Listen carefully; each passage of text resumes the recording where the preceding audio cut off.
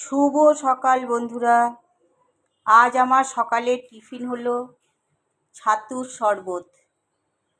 এর মধ্যে দিয়েছি লঙ্কা কুচি, পেঁয়াজ কুচি, কাঁচা তেল আর লেবুর রস, বিট লবণ, গোলমরিচ গুঁড়ো এই দিয়ে ছাতুর শরবত বানিয়েছি। সঙ্গে আছে ছানা আর শসা আর গাজর।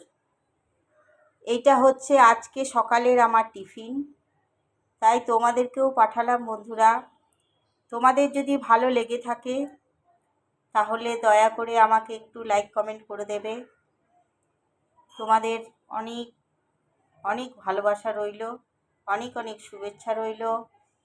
নতুন বছর সবার খুব ভালো কাটুক, সবাই আনন্দে থাকুক, এটাই ঠাকুরের কাছে প্রার্থনা করি।